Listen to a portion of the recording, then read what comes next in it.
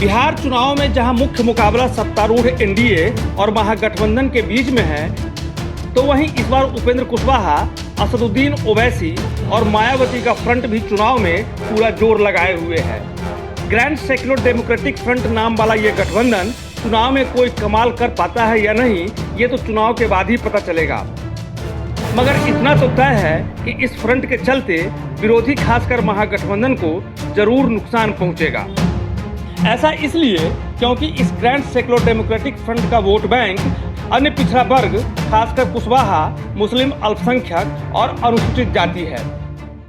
ये vote bank RLSP प्रमुख Upendra Kushwaha, AIMIM प्रमुख असदुद्दीन ओवैसी और बीएसपी प्रमुख मायावती का बेस वोट है। इस चुनाव में एआईएमआईएम 18, आरएलएसपी 104 और 80 सीटों पर मायावती की पार्टी मैदान में है। इस गठबंधन के चलते आरजेडी, कांग्रेस और 3 लेफ्ट दलों के महागठबंधन का ओबीसी और अल्पसंख्यकों के समर्थन के आधार को नष्ट कर सकता है।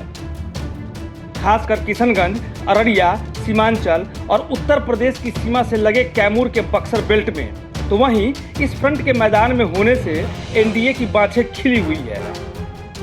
जानकारों की माने तो यह मोर्चा सीमांत नेताओं का एक गठबंधन है जिन्होंने अपना आधार खो दिया है और प्रदेश की राजनीति में अप्रासंगिक हो चुके हैं। बीएसपी और ओवैसी के साथ कुशवाहा का समझौता उनकी प्रासंगिकता को बनाए रखने की एक कोशिश है, इससे ज्यादा कुछ नहीं। इनके साथ आने से सामने वाले पर कोई असर नहीं होगा। एआईएमआईएम सीमांचल की कुछ सीटों पर धार्मिक लाइनों अपनी राजनीति खेलकर प्रभाव डाल सकती है, मगर यह पूरे प्रदेश में अल्पसंख्यक वोटों को प्रभावित नहीं करेगा। हालांकि कुछ जानकार ये भी कहते हैं कि कुशवाहा के मोर्चे में आने से गठबंधन को कुछ वैधता मिली है, लेकिन यह एक सीमांत बल बना रहेगा क्योंकि यह गठबंधन देर से बना और इसमें एक संगठनात्मक सेटअप का अभाव था।